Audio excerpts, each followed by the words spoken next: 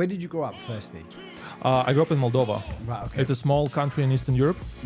Population is only 3 million. How did you get the chance to come to Dubai? I was working as a bartender in Moldova. Bartenders in the nightclub back in the days were making very good money. I came to Dubai 14 years ago. Back then it was popular, but it wasn't that popular. Then everybody wants to come over here. And I had a quite good career in the real estate. At 20 years old, you thought, let me raise over 100,000 pounds, euros, dollars, whatever, right? $150,000. This is quite ambitious for someone. What gave you the confidence? And you said also you used to be good at sales and communication. Like, where did that come from as well? In this episode of Deciding to Thrive, I'm joined by Dennis Donovan, who's gone from one of the leading top real estate agents earning millions of dollars a year to now a co-founder of a new AI tech that's valued at over $25 million. You're going to be really interested in what I say. Let's go and have a listen. Okay, so Dennis, great to have you on Deciding to Thrive podcast. Such a pleasure. Thank you for inviting me. So I'm really... would love to share, because you've got a very interesting background to how you arrived in Dubai. Now you're growing a big tech company. Well, thank you for that. But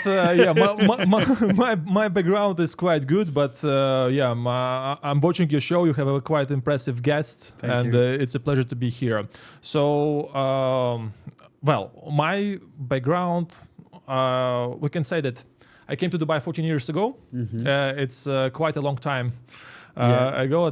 Back then it was popular, but it wasn't that popular. Then everybody wants to come over here. And I had a quite good career in the real estate. In terms of the sales, I was selling very good big assets. Before that, because I know you had you were top sales guy in the company, and lots of things happened, and there's a lot of money involved in that. But where did you grow up firstly? I grew up in Moldova. Right, okay. It's a small country in Eastern Europe. Population is only 3 million. And a lot of people, whenever they get a chance to leave, they leave. So This is what actually happened with me. So how did you get the chance to come to Dubai? What initiated that? I was working as a bartender in Moldova in the best nightclub over there. I know you have also the background in the nightclubs. And bartenders in the nightclub back in the days were making very good money. And so did I. And I was quite young. But then unfortunately I got fired, and I understood that I cannot find any other job in my country that will bring me same income. So I started looking where I could find a job in somewhere else. And I found out that you can come to Dubai. Dubai was sounding like a good destination, and that the company over there is paying for your ticket. They provide you accommodation, so it's kind of a safe bet. Okay. And if I didn't like it, I can come back. The problem was that I applied and I instantly got hired. So how old were you in this time? When I landed, I was 20 years old. Yeah, okay, great. I would become 21 in a few months. So when I was hired, actually, it's a funny thing. Yeah, so I was 20 years old, but I was working in a bar. Yeah. So I was hired, but the company was keep on postponing my flight. So they were keep on saying, you will leave in 2 weeks. You will leave in 2 weeks' time. And being a bartender, you don't have savings. You're making a lot of money for the kid, but you spend all this because you know that you will come tomorrow to work and you will have some money again. So I didn't have savings. And I was always expecting that I will leave in 2 weeks' time. And these 2 weeks were transferred to 6 months. Right. Yeah, and all this time you're sitting on the luggage waiting to leave, and obviously you spend all of the money that you have, and then finally they sent me the ticket. I was so happy, but by the time I was so broke, and I didn't really even want to ask for money from somebody. It was the ego part and stuff. Yeah. But I knew that since I land in Dubai, since I come to the work, I will have money in the same night, and the company was providing me accommodation and stuff. And actually, I landed in Dubai with only 50 euros. But you are young, you know that there is accommodation, there is work, and but what surprised me is that I landed in Dubai. I went to the nightclub and I realized that you don't get the tips in the same day. Okay. Yeah, and you have to share the tips with entire All the team, people. Okay. including securities and some other stuff. So I was quite good in sales. I was quite good in communication. So I was making a lot of tips. Yeah, but now I realized that, oh my God, you need to share all this with others. So it was like a kind of shock for me. Then I spent there around 6 months, and then I decided to open my own company, a startup that was covering what is going on in the nightclubs. Yeah. It didn't happen. Actually, GM from the nightclub introduced me to some investors. They said, "Hey, Dennis, we will give you the money. Everything is okay." I'm like, "Oh yeah, it's so easy." To open a company here is like a few thousand euros. Yeah? I was raising $500,000 dirhams. Okay, which is like 150,000 euros. Yeah, back in the days, so I spoke with different people, and they were saying, yes, we will give you money, and I was like, yep, I'm 21. I was like, yeah, amazing. I watched some videos on YouTube back in the days. I remember even like I was watching Naval Ravikant videos from angeldiz.com. And there I faced the reality. You cannot trust people. They can say yes, we give you money, but then you have a specific period of time to stay in your accommodation, and the HR is calling you and saying, "Hey, I'm calling for police. They will evict you right now." Yeah. So it was a quite stressful moment. And then I joined another. I had to go again to work as a bartender. I went to the Capital Club. Yeah, it's a famous members club in the AFC. Yeah. Actually, 2 days ago, I was there on the event, and I was speaking with different developers. Yeah, so I'm sitting with them and speaking, and some people from the staff is coming from time to time come to me, and they're so happy to see me. Like, hey, Dennis, how are you doing? Yeah. So guys are thinking that I'm leaving them tons of tips. You know, this is the reason why they're so happy to see me. But I explained to them that 12 years ago I left them. Yeah. From Capital Club, I already joined the real estate, and that step. For me was to make some money and to fund the project. Dan here from Deciding to Thrive. Sorry to interrupt the podcast, but I want to make sure if you're enjoying it, don't forget to like and subscribe so we can let you know the next time we put the next episode out. Let's go and keep watching. I want to stop you at a couple of things, okay? So at 20 years old, you thought, let me raise over 100,000 pounds, euros, dollars, whatever, right? $150,000. This is quite ambitious for someone.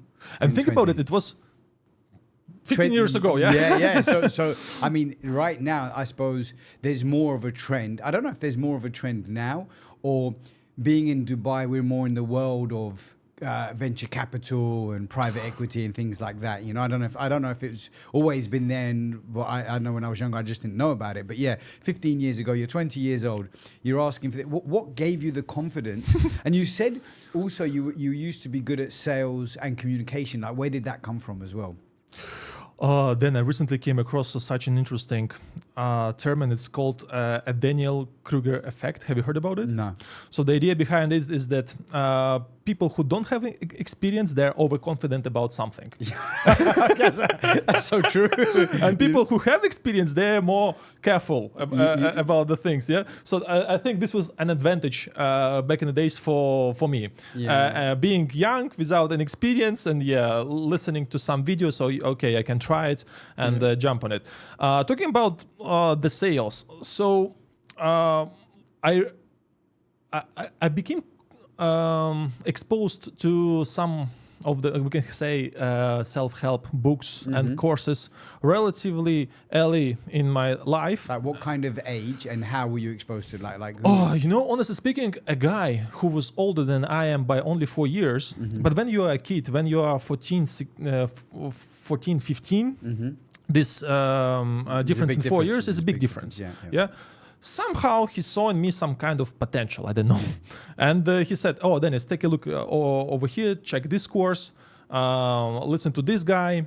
obviously all this started initially from Robert Kiyosaki, like, oh, Rich Dad Poor Dad, or interesting, yeah. So I guess a lot of people entered that space through this book because the idea is interesting, yeah. And then I was trying to learn NLP, some other things, and it really helped in the sales, yeah. So this was the background for the sales, like communication, I guess. And yeah, it really helped me in the throughout the life. Let's put it this way. and your parents, are they like successful? Are they entrepreneurs? Are they employees? Like, what's their background? Like, what's the dynamic there? I can say they are entrepreneurs. Like, but I cannot say that uber successful. Once we were having quite a good life. I even traveled several times outside from Moldova. So I've been in Egypt, I've been in Thailand. So it was a quite big achievement for the family in Moldova. So yeah, it was there. Like my mom was always advising me to become programmer, a coder, but I was reading Robert Kiyosaki book and I'm like, no, I don't want to be in this square. I want to be in this square. So I cannot say that parents had a very big impact on the journey. On the journey, but it was a very caring and a good family. But I mean, maybe you saw their work ethic. If they're entrepreneurs, you saw that they had to be self-motivated. They might work early mornings, late nights. No? Well, not really. I saw how my mom was struggling with the corruption. Okay, in Moldova, in the country. It kind of. What was her business? She was selling furs. Okay, Yeah. So it's a seasonal business, and in Moldova it's not that cold, but somehow she was making some money, to sustain the family.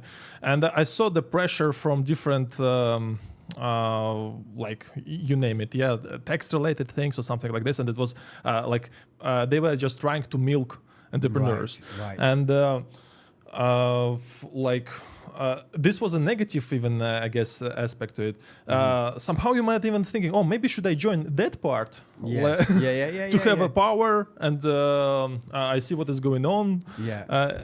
But ended up coming to and were they quite supportive of you moving to Dubai? Look, I think a huge advantage that I had is that I was playing professional sport, and I was traveling a lot since early age. Okay, what sport did you play? Basketball. Okay. I was in the youth national team. Okay, and we were traveling quite a lot. And it's first of all, it's very good for me as a kid because you mature way faster. You spend time with your guys, with the coach, and the coach is like a second father, who can hit you, and it's okay. So they got used to that I can be somewhere outside of home for quite long time. So when I said like, hey, I guess it's time for me to go over there, no problem. Yeah, please.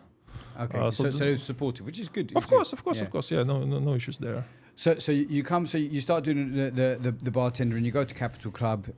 You realize you're sharing the tips. It's not the same setup as maybe Moldova. Oh, even the way how you been recognized as back home, back in the days, and right now I don't see it happening. Like back in the days, if you are the bartender, you're the second best guy in the club after DJ. Really? Yeah, so there is a DJ who everybody wants to speak with him. Then it was bartender, Really? And I realized that here people don't treat bartenders the same way as in Moldova, as back home. So it was completely different experience and way more difficult than back home also. Right. So you decided to go into real estate, and I think this is how many years ago? Like 15? We can say I started in 2022. Yeah. End of 2022. In real estate, yeah? Yep. Was this the beginning of the boom, or I don't remember like the time in so the crash happened in 2008. Yeah. Market started to recover in 2011. Yeah. Yeah. But then there was another, we cannot say crash, but crisis around 2014. Right. So I had a few good years before it became very difficult to work. Yeah. And actually, like up until now, whenever I meet somebody who were on the market back in the days and they are still in the industry, like we give hug to each other, like we managed to stay, to reach good years. Dubai was so much smaller like 10, 15 years ago? Well, it was smaller, and the main thing is that the prices were falling down. But when I say smaller, I mean more people knew each other. Getting from one side to the other. Look, today there's like downtown one side, and I don't know, JBR Marina the other side, and it's like now. 10, 15 years ago, if you're a foreigner in Dubai, and most people tend to know it, they used to go, there's only a few nightclubs. People go to the same Yeah, we places. can say so. Yeah. So if you're in an industry, I think everybody knew Yep. each other in that We can industry. say- Today, yeah.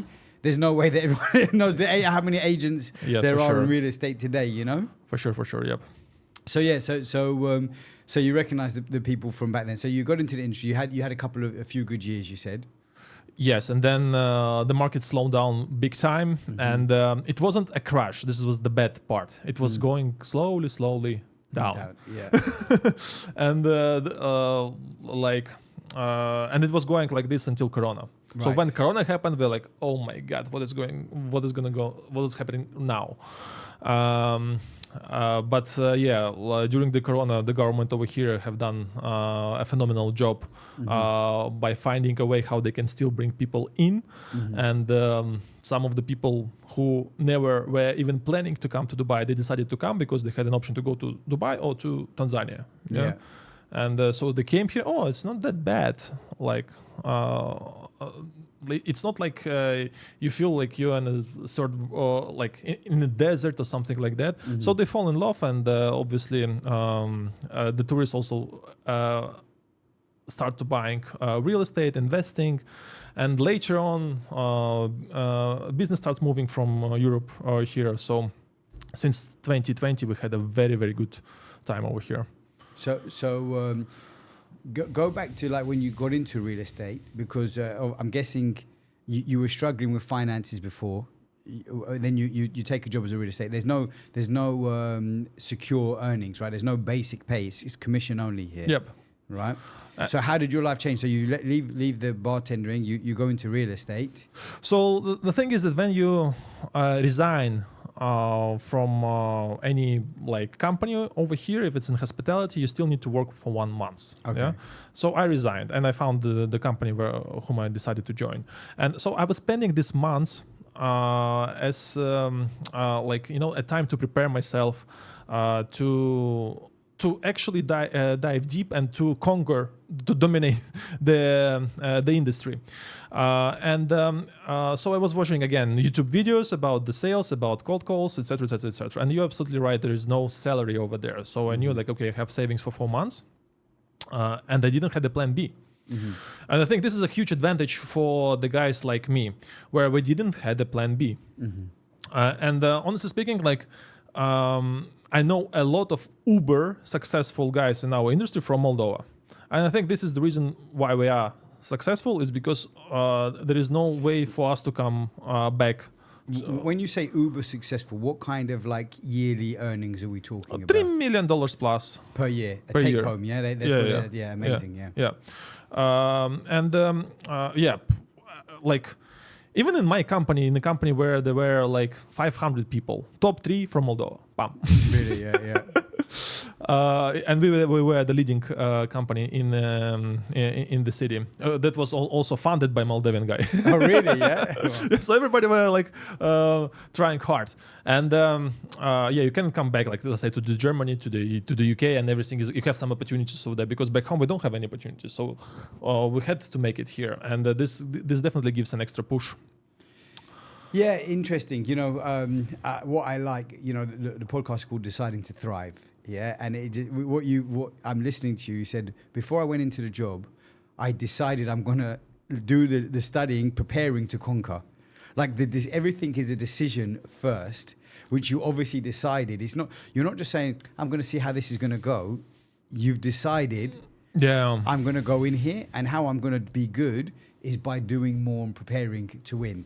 You know? And I think it's also like my like experiences in sport also helped here, because you have this competitiveness inside. Yeah. So I went to the office and saw like, okay, who's the best guy here? Like this and this. Okay, so I knew like, okay, I'm after them.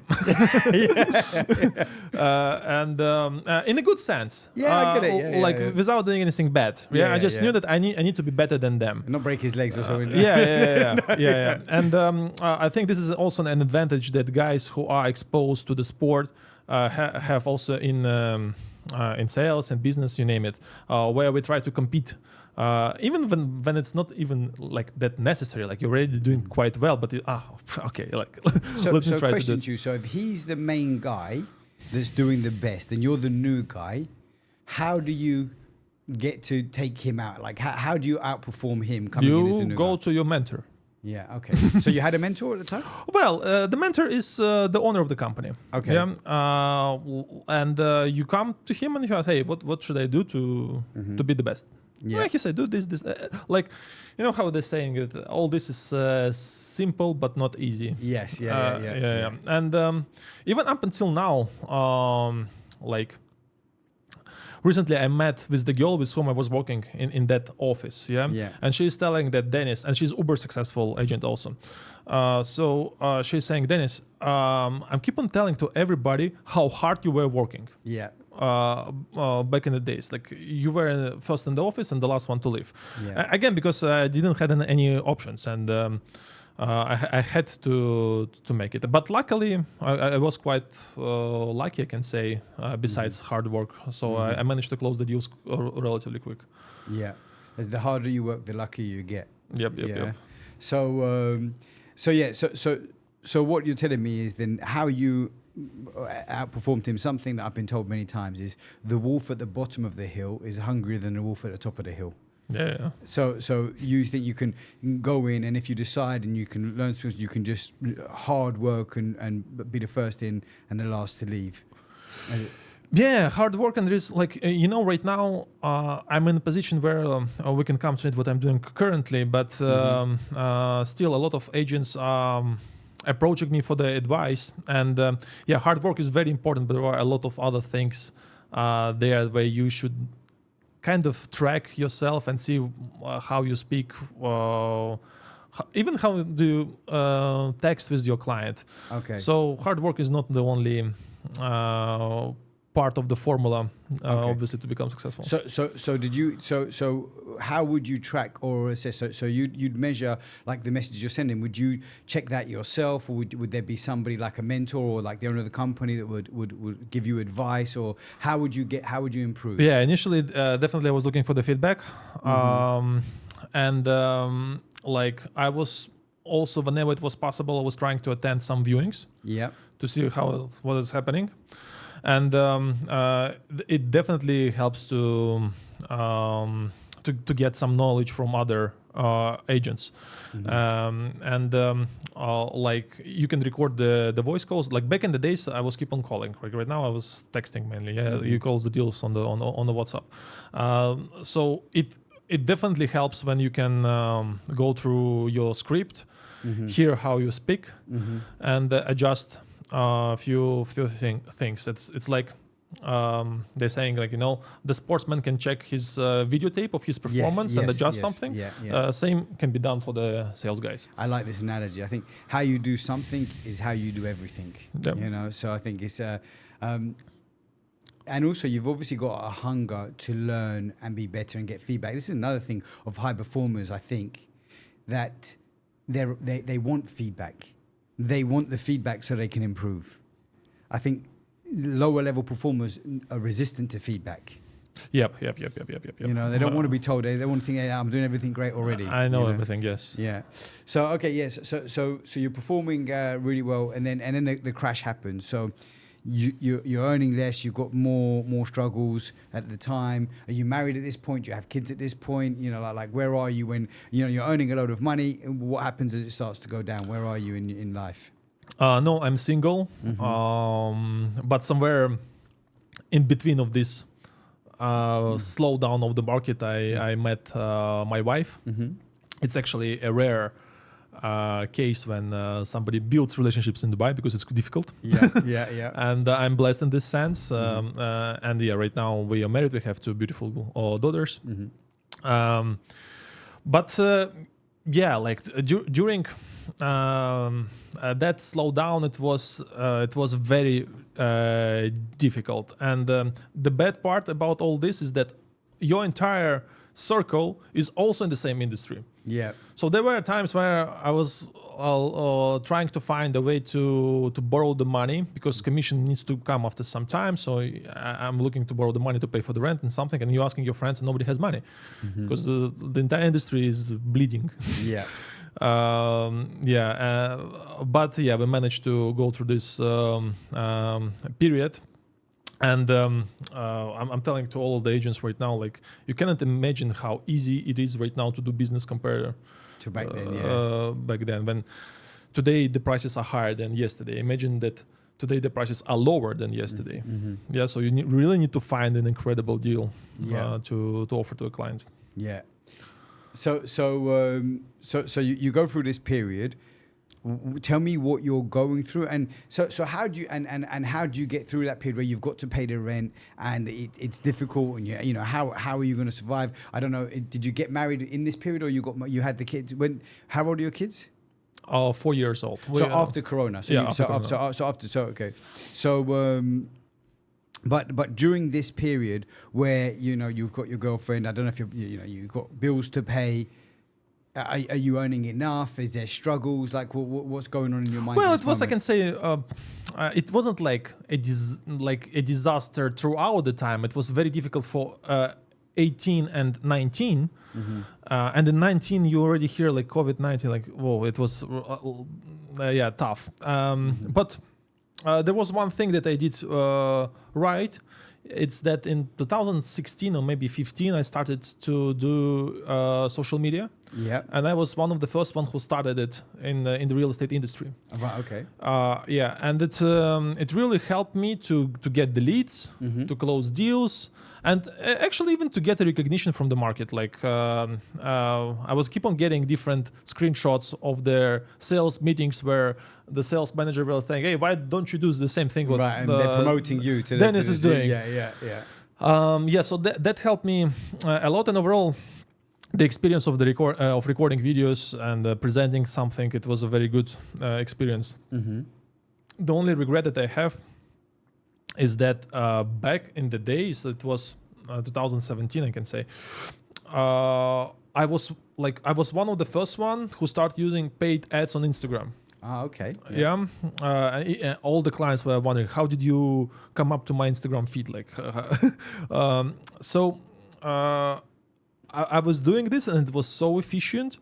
But what I'm regretting is that I didn't really double down on this. Yeah, maximize it. Yeah. So I was injecting some cash. I was getting the clients. I was closing the deals. Again, injecting the cash. Well, I was supposed to drop so as much money as possible. Yeah.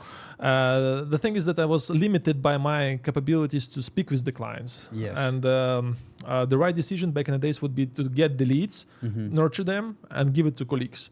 Yes. I guess if we will meet in 10 years from now, I would say the same. Yeah. Like, well, this was the best time. Yeah, we're supposed to do more podcasts. We're supposed to do this, and that. But yeah, this is one of the biggest regrets that I have From that time. On that time.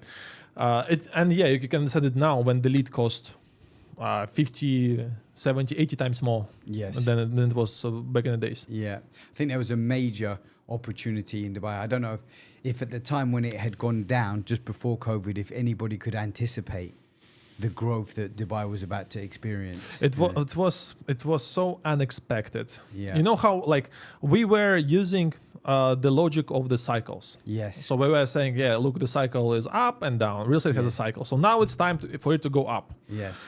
And we were telling this, and we were feeling that it's time to go up for several years. But can you imagine, for several years you expect it to go up, but it's keep on going down. Yeah.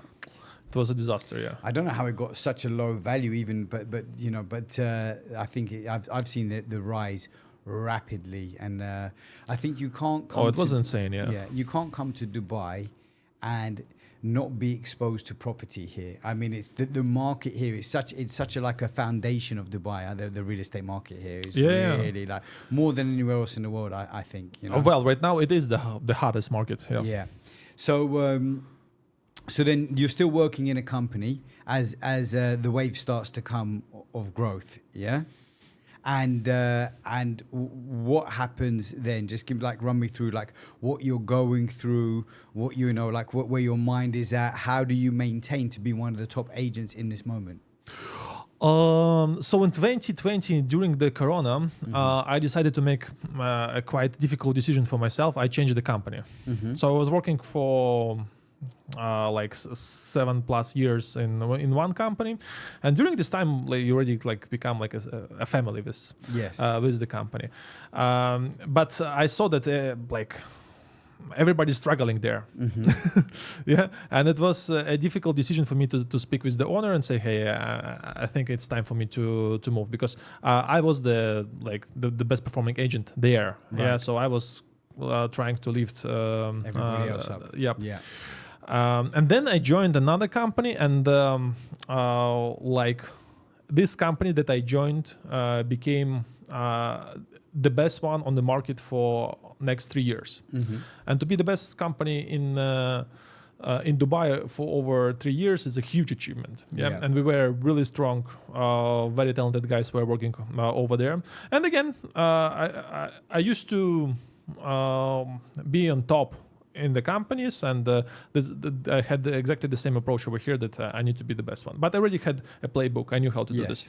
Yeah. Here it was they were providing the leads, and also you have a confirmation around you that the deals are happening, right? Because I want to ask you, you said you already had a playbook. When you look at, did you put everything to the market? Did you ever question the playbook? Because if you were struggling and it had quietened from before, did you ever think, I need to rewrite the playbook? Or did you always believe, I can go back and do what I did then and I can grow? Well, obviously you adjust a few things, but right now you see that the sentiment on the market changed. Yes. That people are coming, hey, this, that, pam, pam, pam, pam. And it's very important also, you start having a proof around you. Social proof, yeah. What yes, because when you work, you can stay in the company with 20, 30 agents and nobody's closing. Right. And maybe only you are closing. Yes. Yeah, and you may feel market is actually slow. Yes. I'm doing something, but it looks like it's slow. While you join another company and absolutely everybody is closing. So right. It also motivates you to do more. Yeah. Yep. Yeah, and believe in yourself. Yeah. So is this what happened in this situation when you moved company? It was a Yep. And you became the top performer in this company as well? Or? I never reached the first place, but I was always in top 3. Top 3, right? Okay, great. And this was, and then, so you were doing really well in real estate, and then the opportunity came to transition into now the AI tech startup that you're involved in. So walk me through how that happened, and then why you took that decision. Sure. Well, how it happened. So I was kind of noticeable on the social media. Yeah. And my current partner texted me, and he invited me to meet because he has an idea. Okay. And as you can imagine, a lot of people are texting with such things, and I usually ignore this. But here I decided to meet. Yeah. I had a very big deal that day, and I said, okay, day is good. Let's catch up. So he was trying to pitch you as an investor. Is that what you're saying? No. He was testing with the local agents if this makes sense. Right, got you. Yeah. Okay, yeah. So we met, and after 2-3 minutes, I was already telling him, hey, I'm ready to pay for this service. Yeah. I'm ready to help you to build it. I see how I, as an agent, can close more deals. Yes. Because of this. So what was the idea behind all this? The real estate market in Dubai works in a way where developers don't work directly with the clients. Yes. Yeah. All the deals, 98%, are done with the external agents. Yeah. The reason why is because developer, if they will do the marketing to attract the client, they will pay exactly the same amount as the real estate agency. But developer can offer a limited inventory to this lead. A real estate agency can offer everything. Yeah. So the chance of conversion is higher. Right. So that's why developers said, okay, guys, you do the marketing, you spend the money, we give you commission. Yeah. But for the agent to get information about the project is a huge pain. Yes. So currently, developers are sending the details about availability and everything by WhatsApp groups and Excel files. And even if you know what to offer to your client, it takes you a lot of time to confirm, is it still available? Is it still there? And now imagine you need to send 5 projects to your client. Your client is waiting while you're waiting for confirmation, and it can spread through like even within 24 hours. It can take 24 hours to hear back from them. Yeah. Right. While if with some developers, like example for MR, you open the portal, you see it immediately over there, you send it to a client, even you can reserve the unit There and then. over there. So my partner is telling, but back in the days, he wasn't my partner, but he's telling me, hey, I'm building centralized platform for all of the developers, so agents can go over there, find the information, offer to the clients, and reserve the units also on the platform. So amazing. I really need it. The thing is that when you are a good agent, your client starts to referring their friends to you. Yes. And if you are like a good one, you keep on getting them.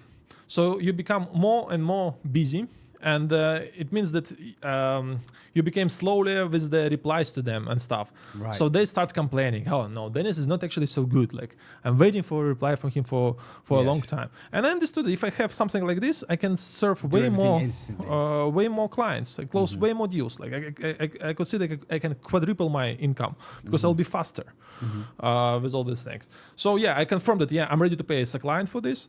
How can I support you? How can I help you? I need this product. And I did some introduction to the developers, to the owners of the real estate companies, and then I became investor in the platform. But as like some of the good scenarios where investor is involved in helping the platform, guys saw that I'm trying to help them a lot, and they invited me to join as a co-founder. Right. So this is how I became a co-founder of the platform. Yeah. And on the initial stage, I was still keep on working as an agent, and we were building the product.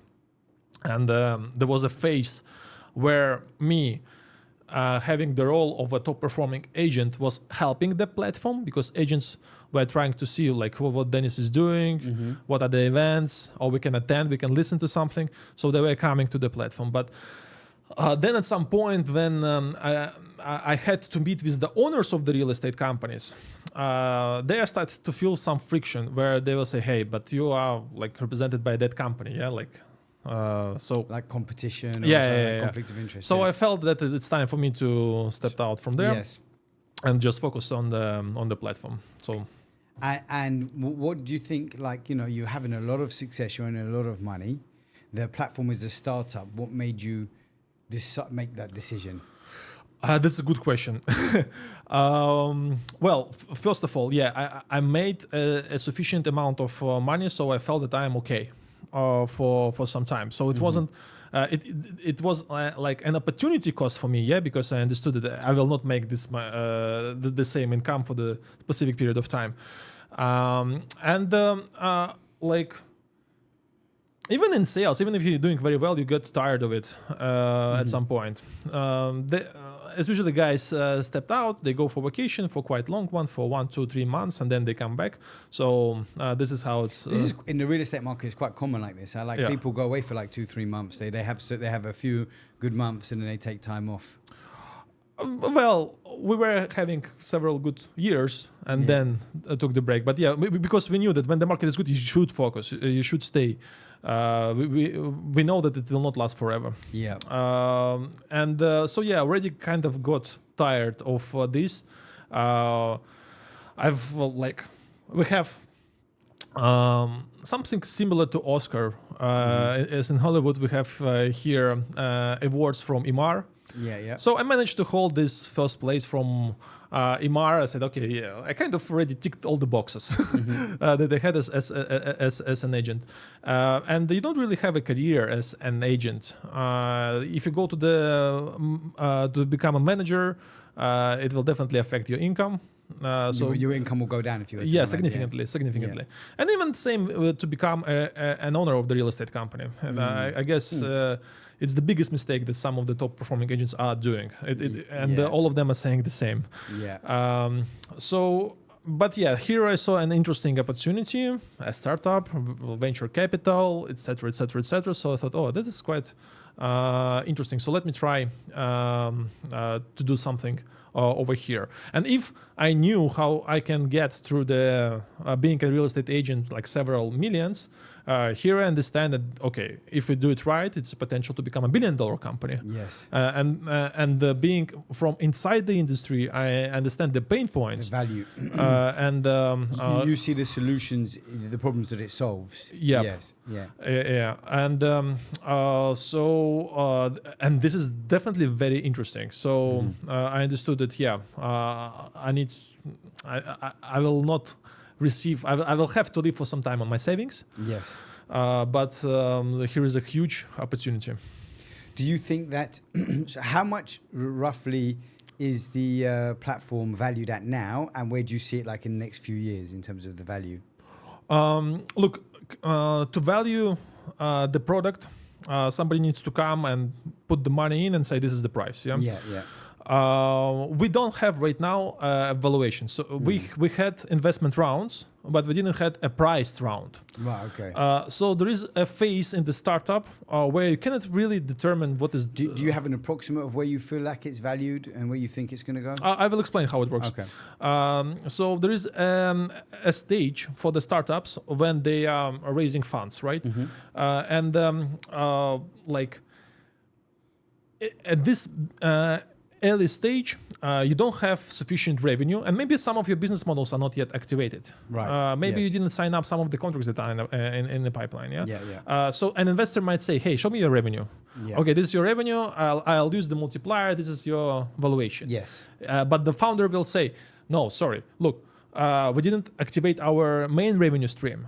This is what we're doing. This is what we achieved so far. Look at this traction. Look how Yes. many users we have. Yes. Yeah, they are not There's paying, but they're using us. Different ways to value the company, basically, Yeah, is what you're saying. and so in this stage, to avoid these conflicts, to avoid these negotiations that could take forever, in Silicon Valley they come up with the contract that is called SAFE, and with the SAFE agreement,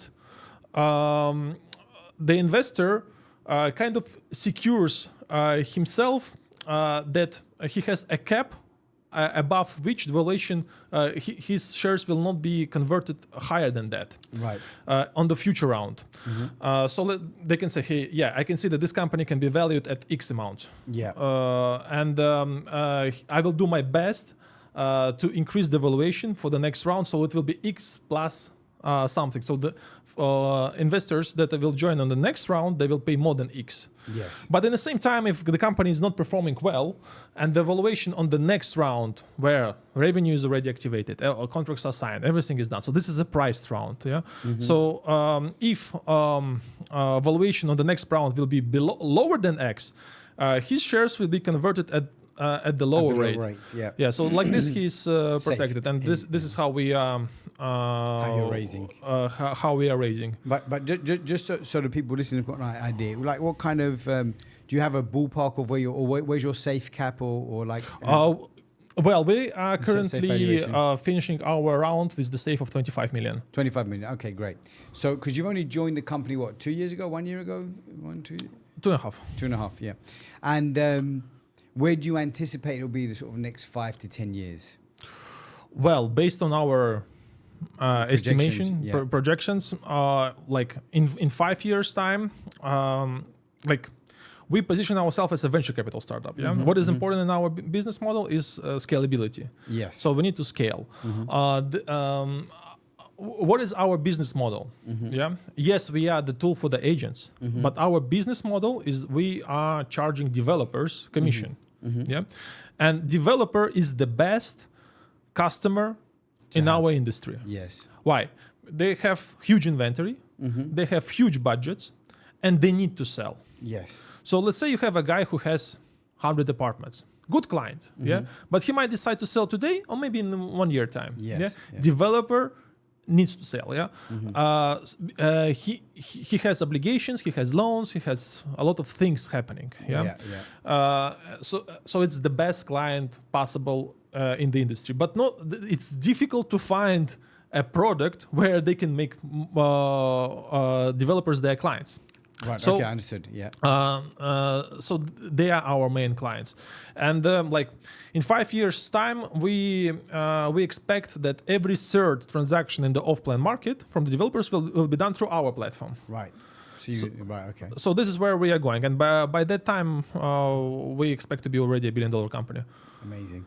I think that I also have an investment in a tech startup that's a unicorn. It's valued at $17 billion.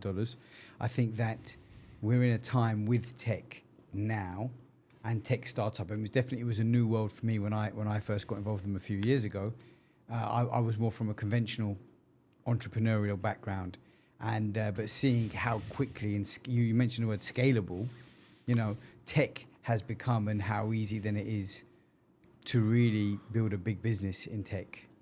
Well, it's not easy, but yeah, it's simple but not easy. Simple, yeah. But I mean, look, comparative to when you think about building a valuation right now to $25 million inside 2.5 years, or into $1 billion inside maybe 5 years, there's many companies, conventional business, not in non-tech, that could be very difficult to scale that way. Well, talking about this, there are two ways of investing in the companies. There is something that is called the private equity approach, and there is a venture capital. So private equity approach is that where you invest in the company that already generates some income, there is good EBITDA, and they would prefer to have a recurring revenue over there, and it can be like laundromat, some kind of such businesses where it's already established one. Yeah. So here the returns are way lower. Yeah. But the chances of success is way higher. Yeah. I think sometimes in business, I was talking to someone who does crypto. And, I've got a couple of friends, some have miners that generate high return, and some have like projects that there's like little to no return really, but you're betting on a long-term increase in valuation, significant, could be like 1,000x, right? And I suppose it's like the property market. What I found before, at least in the UK, I don't know what the UAE is like, that if you bought in a cheaper area, the return is higher, and if you buy in a more expensive area, the return is lower, but the capital appreciation is higher.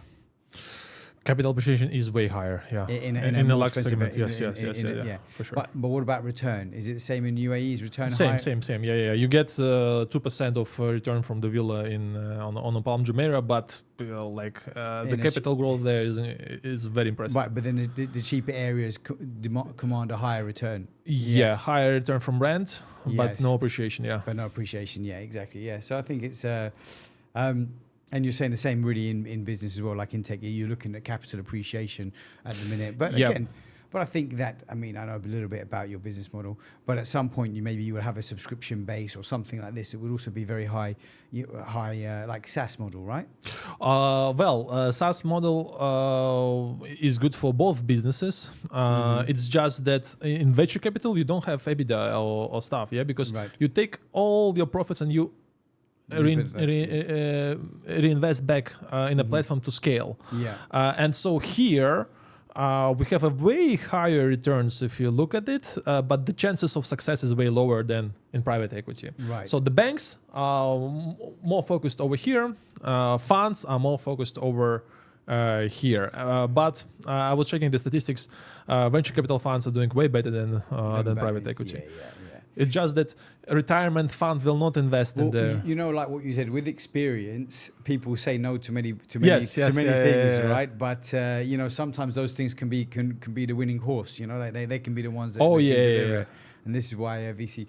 So as you look now with scaling this out, what is life looking like for you over the next sort of 5 to 10 years with this? Are you staying in Dubai? How are you managing your own psychology to grow the business? What are the things you're looking at to scale and to achieve the goals? Oh, well, it happened to be that we are working in the best market, in the best city in the world right now. We're going to stay here for quite a long period of time. So if we're talking about 5 years, the main focus. What for you makes it the best city and the best market? Numbers. Like it 10 times plus better and it outperforms, I can say, any other cities that outside of China. I'm not sure what is going on in China. Okay. So Dubai is doing incredibly well. For example, like I was a speaker on the conference in US 2 years ago, and guys there were struggling. Really, yeah. So the market there was terrible with the increase of the rates and stuff. While in Dubai, we keep on beating records year after year, year after year. Obviously, it's an unusual thing. Why do you think that is? I have an answer to this.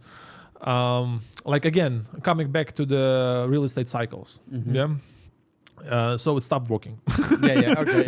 It stopped working. You mean the cycle changed? No, I guess it really stopped working because in December of 2021, I remember we were sitting with my friends and we were like, okay, that was a good ride. Like we made some good deals and looks like next year it's gonna go down. Yeah. And right now it's September of 2025 and October. September was one of the best months in the history. Really? Yeah. It just happened just now. Yeah. Oh, really? So we keep on beating the records. So talking about the cycles, I think that it stopped working. And what is pushing right now prices over here is actually a migration cycle. Yes. So, we can read in the articles that billionaires are moving from London here. Yes. An amazing news for Dubai. A person who can choose absolutely any place in the world decided to come over here. And when they come, they obviously take the headquarters with them, the managers, all the staff. It's incredible news for the economy. But let's not forget about other people. So in the last 30, 40, 50, 60, 70 years, a lot of families from this part of the world, and plus India, plus Pakistan, Afghanistan, Iran, they migrated to the Western world. Yeah, some of them became successful over there. But right now they realize that they don't like to live there. Maybe not them, maybe their kids, second generation of immigrants, or third generation of immigrants. So they think, it's not safe here. The taxes are high. But guess what? They cannot come back to Afghanistan. Because they got used to living in the Western world. And maybe the same situation is for the India, for the Pakistan, for Iraq, Iran, all these countries. And it happened to be that there is one city on the map that kind of offer a similar lifestyle and it's close to your culture. And whoever can afford, they will come over here.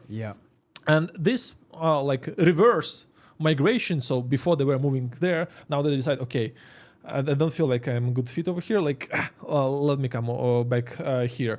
And Dubai is keep on benefiting from this bad situation all over the world, and this is something that is keep on pushing the prices higher. And I don't see it changes in the nearest future.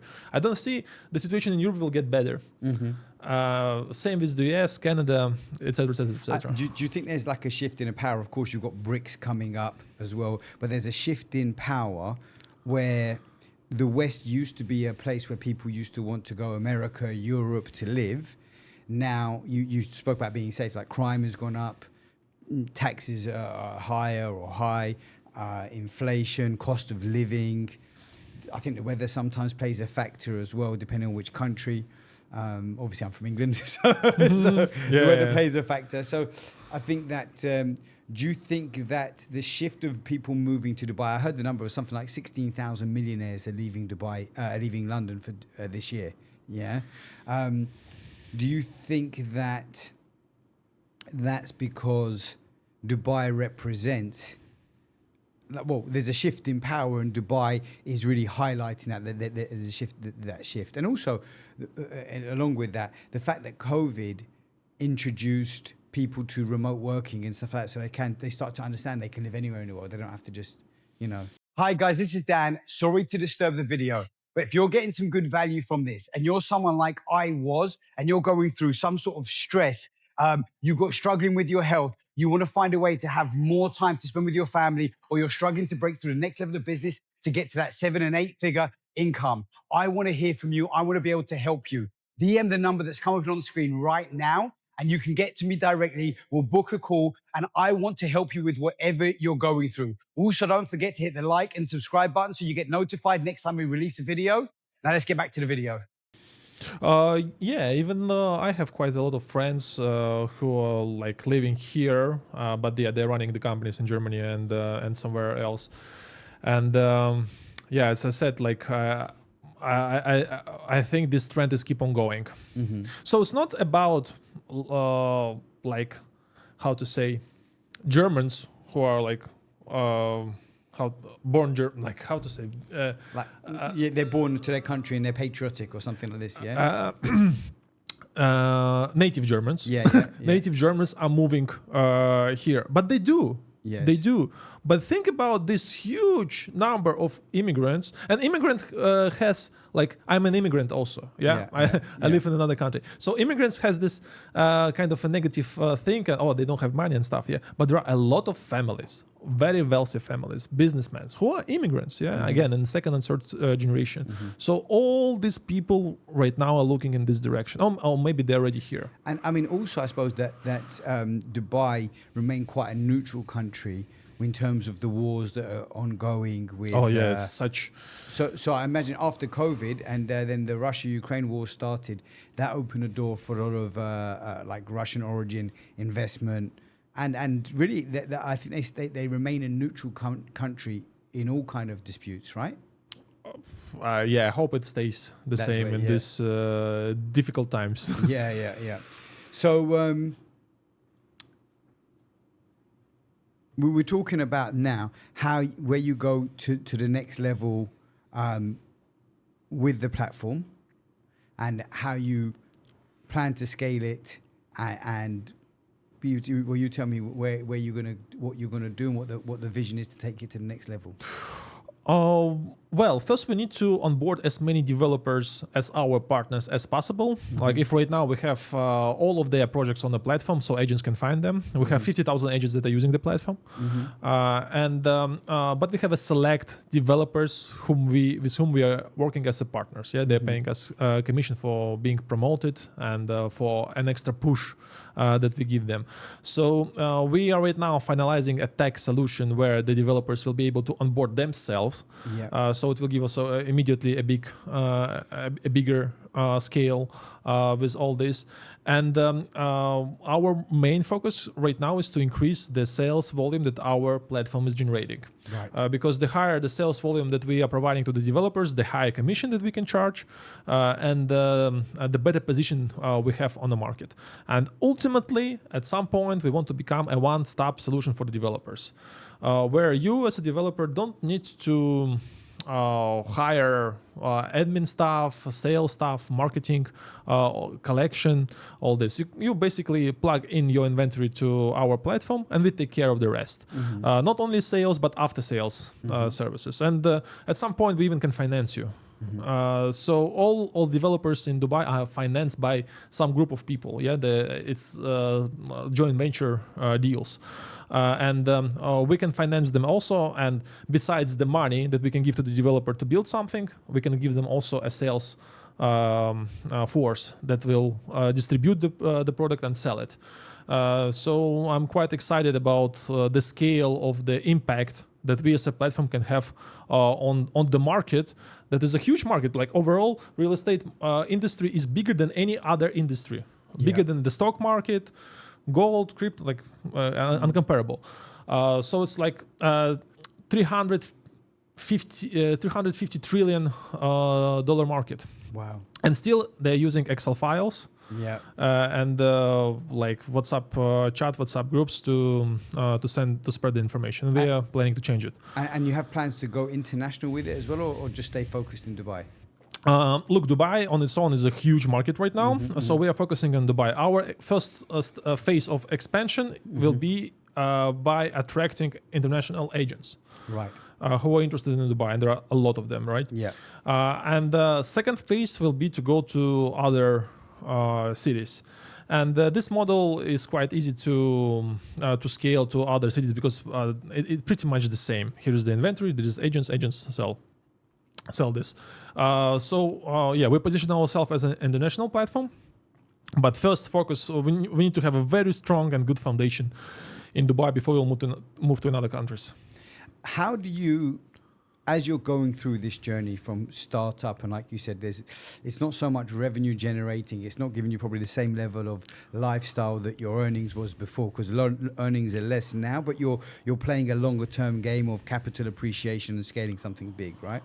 How do you stay motivated, excited, keeping the vision when adversity comes and you go through challenges? Because I'm sure there's some rejections, there's some negatives, there's some problems. We were talking about this, you know. Well, honestly speaking, this September, the beginning of September, I was quite depressed. Yeah, I was quite being honest. I was quite depressed because you have some expectations that this should happen by this time, but then you realize it will happen later, and then again and again. Yeah, but standard entrepreneurial journey. Yeah. Yes. Like it was really difficult, especially when you still have connections with the guys with whom you were working, and they were saying, "Hey, we did this, we did that, and this happened, that happened. Oh, we invested over there, then we flipped." And you hear the stories, and it's like, fuck, what is going on there? And I came to the point where I was thinking about it, and I said, I need to meet with somebody to talk about it, to talk through about it. So I called some of my biggest clients, and I was telling them, hey, this is the situation where I end up. I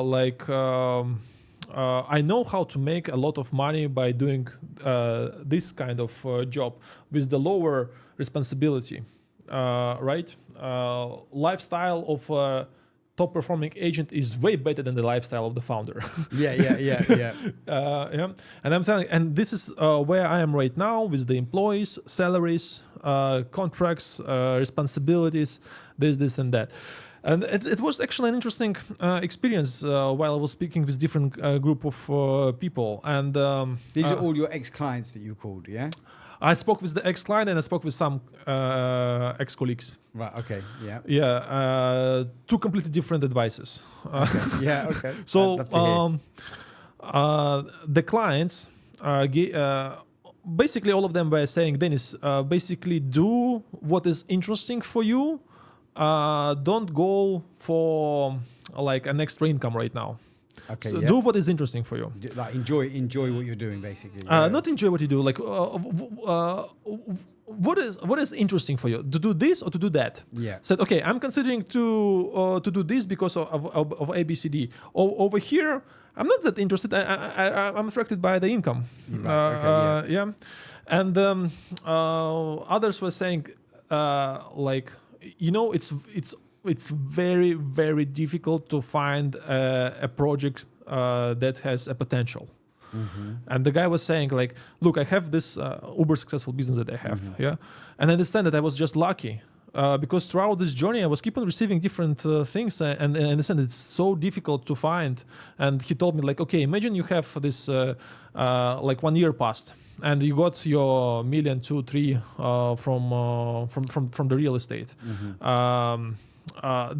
Your year will not be changed dramatically. Mm-hmm. That okay, you made good money. It's very good money, right? Mm-hmm. While you can double down over here and focus on pushing and removing all distractions, removing all these thoughts, and just focus over here.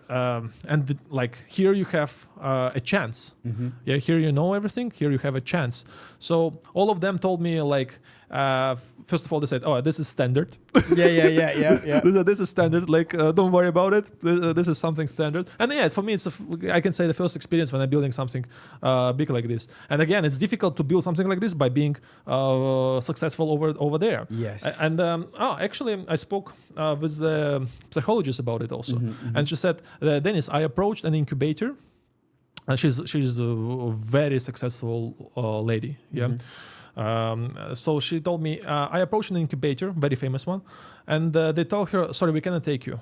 And the reason why they say, sorry, we cannot take you, because you're very successful right now, what you're doing. And they were saying successful people have problems building startups. because of their past experience. And here it's really unpredictable what is happening. You might have an idea that, it's an incredible idea. Should definitely work.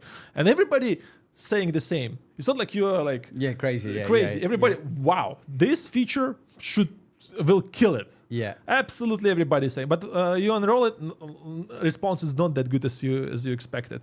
And while the ex-colleagues, all of them saying, Dennis, join, come. Come back. Yeah. Because everybody thinks what they're doing is the right thing as well, maybe, you know.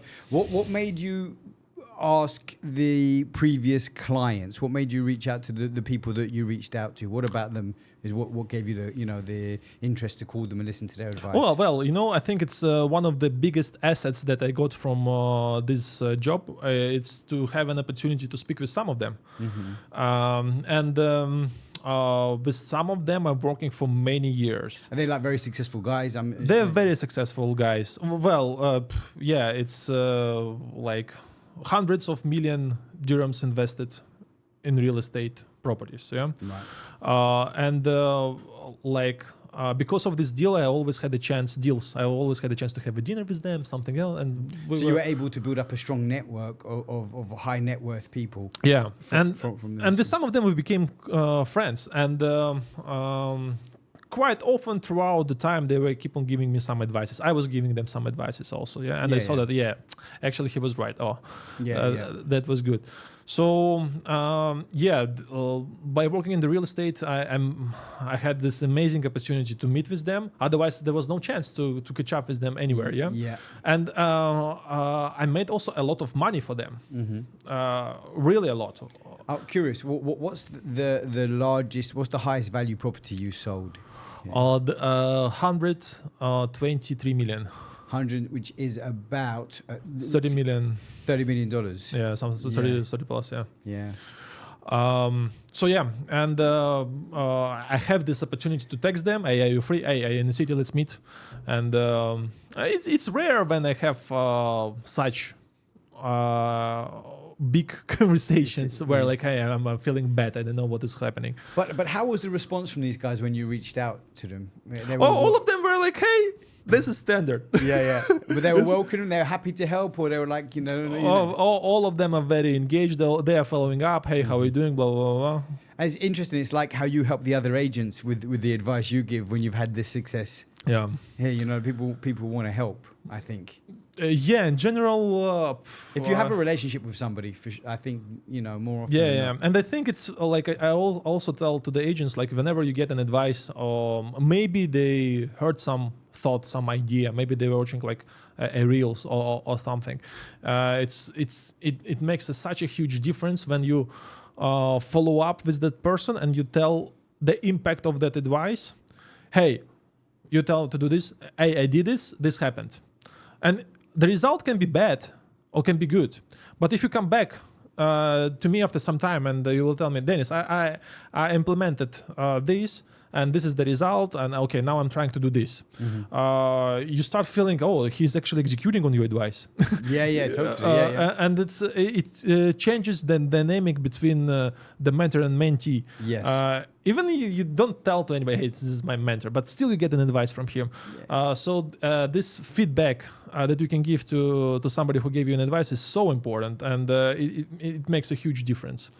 So you got all this advice. You went through like a little bit of a down moment questioning. You got this advice. How do you then turn it back around and reconnect to the vision, reconnect the excitement? So well, I just how to say? I shifted the mindset that okay, I need to become a friend with the idea that this is a such period of time, and yes, I'm not making millions. Yeah. Yes, but you're enjoying, but you have interest in the project.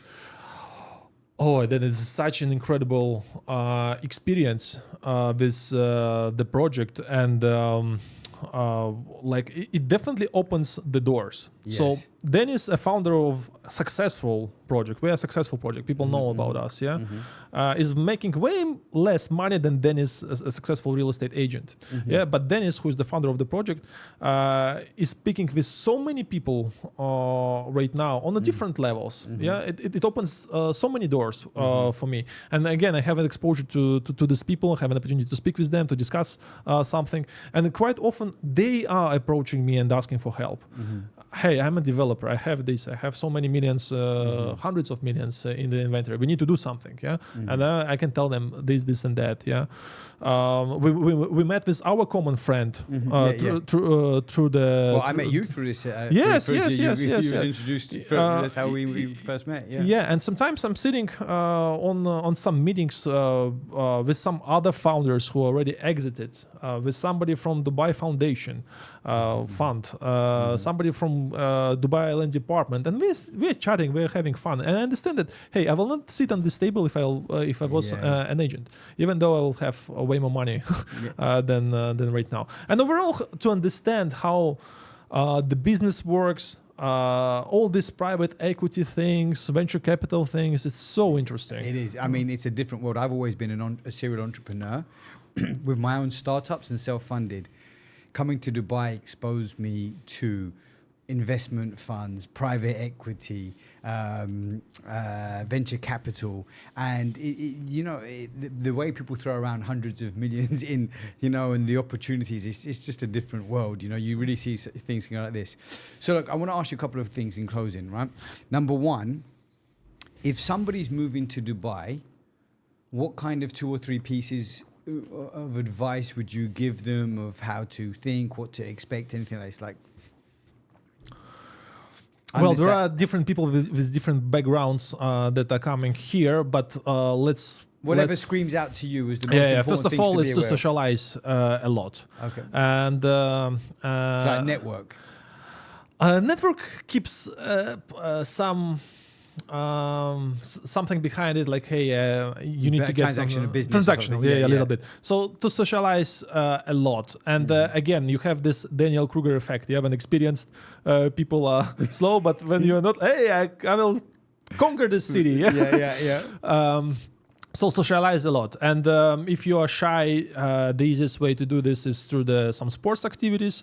I've seen you've been today at an amazing event on the beach. 100 people in a run club. Such a good vibes. A good vibes. Yeah. So definitely meet there with people. You chat, you speak, and when residents in Dubai get to know that you are new here, they always drop you some advices, something, and so socializing is a big part, and attending.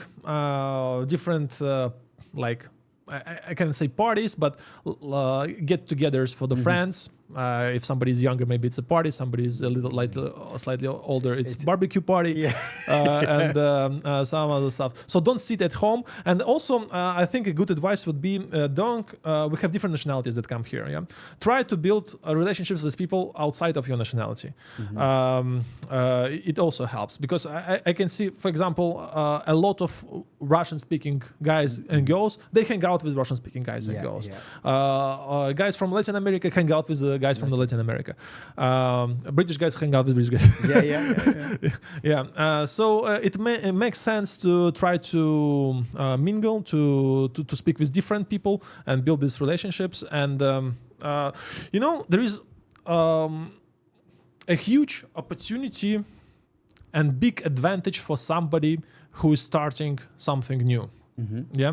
Where you can cut some of your bad past experience and say, okay, here is the new page, new opportunity, new energy, and you can capitalize on it. And it's quite exciting.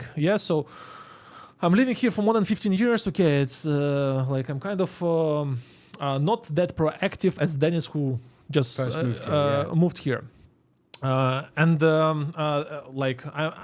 I'm so excited for people who are just moving over here. It's definitely a different city, way more opportunities right now. Really ride this wave of being new guy or girl in the new city and imagine that everything is possible. And I think also it really helps to come with the mentality, hey, I will conquer this city. Don't try to be good, to achieve something, don't try it, but come with the mentality. Yes, I'm going to do it. I will be one of the best here. Right. So next question. What kind of piece of advice then also would you give 1, 2, 3 pieces of advice that scream out of somebody going into a startup? Somebody like, again, startup, whether it's for themselves, if it's in tech, if they're raising, what would you advise? Well, everybody's keep on saying about it that it's more difficult than everybody expects. That's for sure.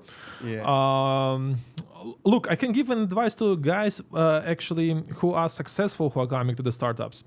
I saw several big failures where uber successful people were opening something, building it, and then realizing that nobody wants it. Right. But you're very successful. You think that you know how everything works. Yeah. Because, hey, look at me. Yeah. I have all this. And one of my close friends has this, Yeah. and he had resources. Yeah. So I will fund this myself. Yeah. So even if you have, and I was always questioning why founders in Silicon Valley, whenever they sell something, they open the round.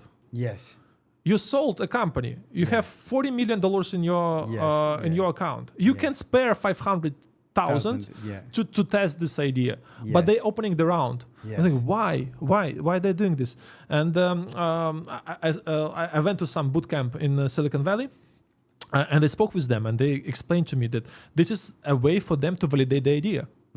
Because I might be delusional a little bit that this might work, where you can hear from somebody. Also, it sets a valuation, right? Once they start raising around, they can already have a valuation at a certain amount, because if someone puts in 500,000, I'm making a number up, at 10%, straight away they were 5 million, or at 1% it's 50 million, whatever the number is, right?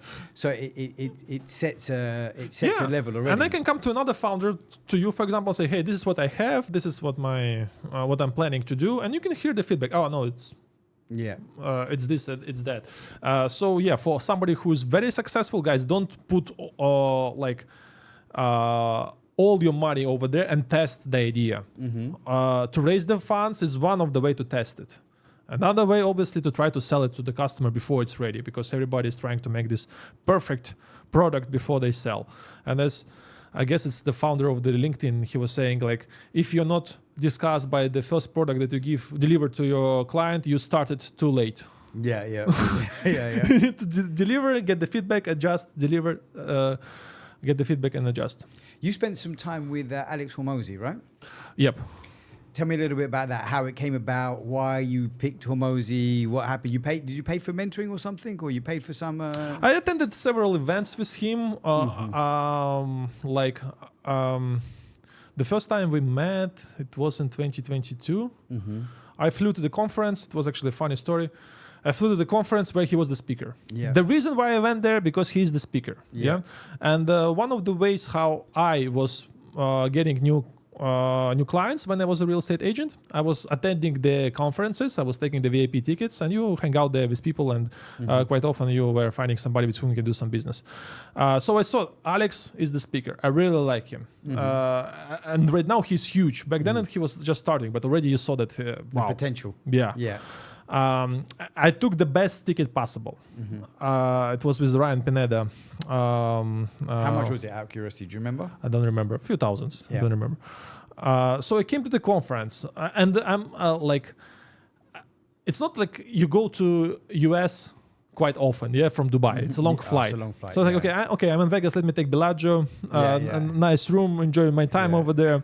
And I went to the conference, and I met with the host of the conference, another speaker, Ryan Pineda. So I tell him, bro, I came all the way from Dubai to meet with Alex. Can you help me to catch up with him, to spend some time? Actually, I have another good story about Alex. And he said, okay, I will arrange something, no worries. During the event, we'll do all this. So I'm sitting in the first row. He's on the stage. And by the way, that speech that he gave on the stage is the most viewed video in his YouTube channel. And you were there, yeah? Yeah. It was related to the lady in the red dress. That don't get distracted. Yeah. But like he finished his speech, and I see that he's going. And I'm trying to go there, and they said, "No, sorry, you cannot go there. Like it's the speakers." And I'm trying to catch Ryan. Like, "Hey, Ryan, they help me. Like, I spent 18 hours in the flights," and it didn't happen there. So okay, the conference was keep on going, and I was staying for a few days in Vegas, and then I'm walking in Bellagio, and I see a huge guy. Yeah. is walking with the lady and with another quite big guy. His name was Caleb. He's the videographer. And I say, "Oh, it's Alex!" In the hotel. So we met in the hotel. We exchanged few phrases, and tell me, "Hey, you will not believe." Like I told the story. And he said, "Yeah, it's cool that we met here." I invited him to come to Dubai. To hang out. Obviously, he didn't came here yet.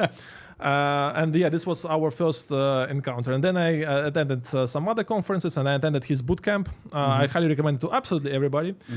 There he explained to me how the private equity works. So his business model is that he's investing in the companies and then he's selling it. And he has an incredible funnel where he invites entrepreneurs and basically he teaches them what they should do so he can become a partner with them buy their business. And this is where he explained to me what is the difference between private equity and venture capital. So because he's private equity, because he leads them more, he directs them more in how to run the business and scale the business, correct? Yeah. There is another interesting story about Alex Hormozy, if we still have time. So I was working with a coach. And it's a coach, like Ericsson coach. Have you heard anything about it? I think so. Yeah. So a mindset, like an LP, right? The idea there is that the coach is not telling you what to do. Right. Okay. The coach is asking you questions. Okay. Okay. Then, so you want to achieve this. Let's imagine there is a Dan who achieved this. How he did it. Yeah. Right. Okay. And you telling. So very interesting technique. And maybe it was one of the most insightful trainings for me, because I attended it there to learn about it, how to be a coach. Yeah.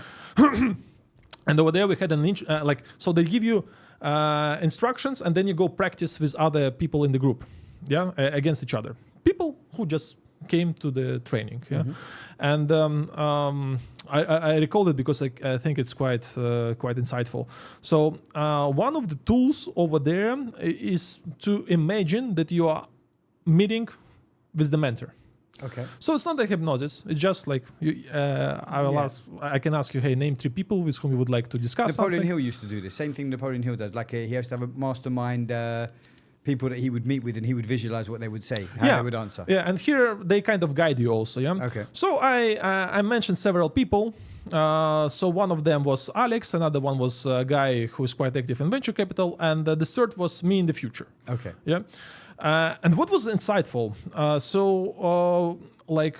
They tell you, okay, so now you meet with Alex.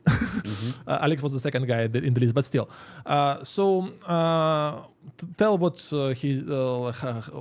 how the room looks like, etc., etc., etc. And then you imagine that he starts speaking with you. And Alex asked me, hey, can you show me your LTV, your CAC, your retention, this, and that? And I said, I don't have it. I don't have it with me. And he's like, did you know that I would ask you about it? I said, well, I know. Well, because in videos, he's saying, you need to do this, and then I need to see how much money you put in this funnel, how much. So he gave this information in his videos. It's free. Yeah. And he's like, so here we're sitting in front of each other, and why the fuck you came here? You know that I would ask you this, and this is all in your head. And you didn't do this, and as per this exercise, the mentor was giving you a present in the end. So, and they're asking, so Alex here gives you the present. What is it? And he gave me his number on a paper. Yeah. But he told me, Dennis, you can call me anytime over here, but make sure that you have done everything that I wrote in this book, and in the videos. If you have done this, and this, call me. Otherwise, don't disturb me. Yeah. And I realized, fuck, it's like all the information is there. but sometimes you feel that you need to meet Talk with to him, someone, yeah. and he will tell exactly the same. Yeah. Do this, and that. And this present that he tell me, you can come to me anytime. No worries, come to me. I am accessible. Come to me. But make sure you have done this. Don't waste my time also. Yeah. And same thing was with the venture capital guy, and I meet with the venture capital guy, and he coaches founders. Yeah. And he's telling that whenever I met with the founder, I ask him to show me his calendar. So I see the calendar, and first of all, if the calendar is filled or not, and what is there. Yeah. So we meet with him. And I supposed to go to one cruise ship to Antarctica with him. 40,000 dirhams was the ticket. Yeah. And in a few months' time. And again, only because of him. Many speakers and him. And we sit, and he's like, Daniel, show me your calendar. And back then I didn't use the calendar. Said, I don't have it, Oscar. And he's like, again, also, so what the fuck are you doing here? This Oscar, this is not the guy who invests in unicorns. Oscar Hartman. Hartman. Yeah. Oscar, I know Oscar Hartman. Yeah. I met with him later on in person. Yeah. And Oscar is telling me, show me your calendar. I said, I don't have it. So what the fuck, Dennis, are you doing here? And then I'm thinking, fuck, I could pay 40K to end up on that cruise ship and to come to him. And I knew that he will ask about the fucking calendar. Yeah. So he's saying, you know the answers already. But he would ask. I said, okay, I don't need to go over there to get this information. And this experience actually helped me to understand that sometimes you have this drive to go and meet that person, but what have you executed from what he already gave you? I think everything you've just shared in this last few minutes is so powerful and valuable for everybody. In business, really, you know, I think the YouTube videos are there, the books are there. It's so easy to take ownership, you know, and to go and initiative to go. And yet we're not doing this. And I'm writing right now a book, and the idea there would be like, you don't need more information. You need to execute on the existing one. It's the problem that I'm facing. I'm such big victim of any courses. Yes. Yeah, I'm jumping in. I want to ask you two things because we're going to close. Two very important things. Number one, so what is your thoughts about coaching and high ticket coaching, like paying a coach, a mentor, 5K, 10K, 20K, whatever, like big tickets for this thing? What's your thoughts on this? It depends. It depends. Why it depends?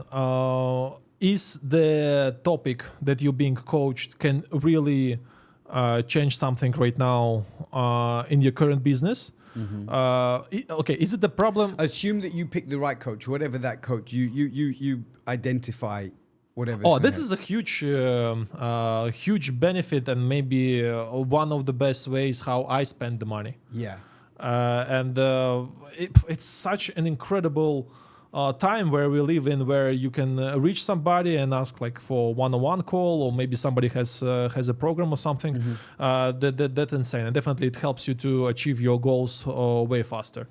You know, one of the things I'm a big fan of all this stuff, and I definitely have seen a huge return, maybe 10x, 100x, I don't even know, massive return. But I think that when accountability raises, because it's not just this is what you do get from a coach that you don't get from the book or the video. You get the accountability. Exactly what you're saying. When you're meeting them in your head, they're like, hey, where's the calendar? Where's these numbers? It's the accountability. And when accountability raises, everything in life raises, you know? Yeah. Accountability brings to the execution, Yeah. And the last thing, just to close, and this is a question I like to ask, you've got kids as well. If for some crazy reason everything ended tomorrow, and you're no longer here and you've got to leave something for your kids, one piece of advice, like you've had a journey over life of the last few decades, what's the number one thing? You can only leave one piece of advice. What's the most valuable and powerful thing that you would want to leave?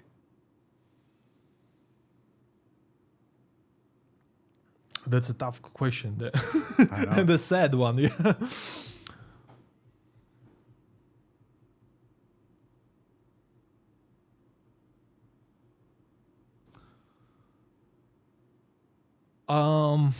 I would love them to focus and develop their social skills. Throughout the history, with technology and without technology, the social skills is something that gives you such a huge advantage. Now it's the question how I would put it in this time and how much time I have to explain it to them, how to be kind, open, etc., etc., etc. So I think this is the skill that I want them to train to And be master the most. to master the most. Yeah, and the second one, is to execute. Execution is important. Out of the two, which one's the most important for you? Social comes first. Yeah. Social comes first. And to be open and kind, you added to that as well, which is important. Yeah, and I heard very good advice from Jordan Peterson, and I can see it right now. So he's telling you as a parent, one of your focus should be to to guide your kid that he or she is likable by other adults. Yes. And I can see such a huge impact on this. My friends are playing with my daughters. Yeah, sometimes we end up with a huge group of people and kids. So they play with them, and they, in the game, in the place, they teach them something. And they see that they are invested over there because, it's good to play with my daughter. She's so sociable, and they're ready to help them, to guide them. And it's also such a huge, big advantage when you have this extra support, not only from the parents but from other adults. I love it. Dennis, it's been an absolute pleasure having you here. I hope you've enjoyed it. I think you've dropped some amazing nuggets, and I just want to say thank you. Then thank you so much. Thank you for having me. Cheers.